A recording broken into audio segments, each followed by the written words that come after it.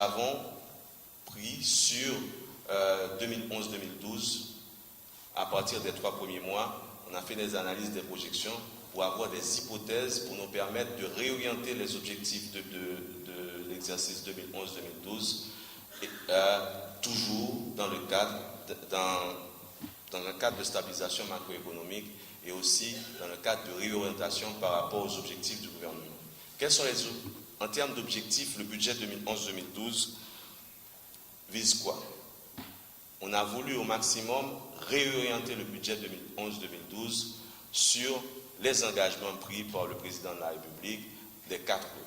Le budget 2011-2012, en termes de réorientation, on a essayé de réorienter les ressources que nous avons, nous allons voir les ressources, sur un ensemble de cibles bien déterminées. Premièrement, lutter contre la pauvreté et les inégalités, lutter contre la pauvreté et les inégalités à travers justement le programme, non seulement à travers des programmes sociaux, mais particulièrement essayer au maximum de donner l'accès à l'éducation, à des populations, à un ensemble d'enfants par rapport au fait que ces gens-là, malgré les efforts qu'ils sont en train de faire, nous savons tous, il y a presque plus de 500 000 enfants qui ne vont pas à l'école et les parents qui arrivent finalement à envoyer leurs enfants à l'école font d'énormes efforts et d'énormes sacrifices. On a voulu soulager les parents, les accompagner, les aider pour nous assurer que ces enfants iront à l'école et que dans 5, 10, 15 ou 20 ans, nous aurons quand même une population formée. Je le dis assez souvent, nous avons une population très jeune,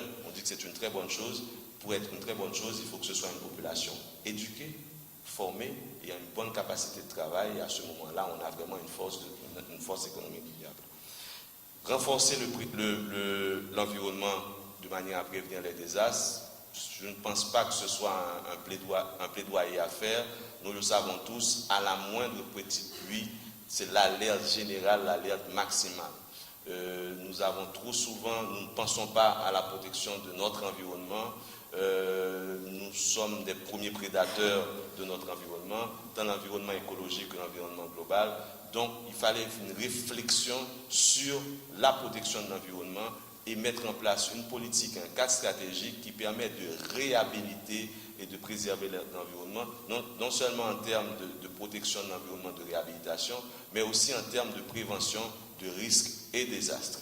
Toute une politique en termes de cadre stratégique va être mise en place, non seulement en termes d'investissement, mais aussi des mesures coercitives et des mesures d'incitation et d'encouragement aux agents économiques dans le cadre d'une lutte pour la préservation et la protection de l'environnement.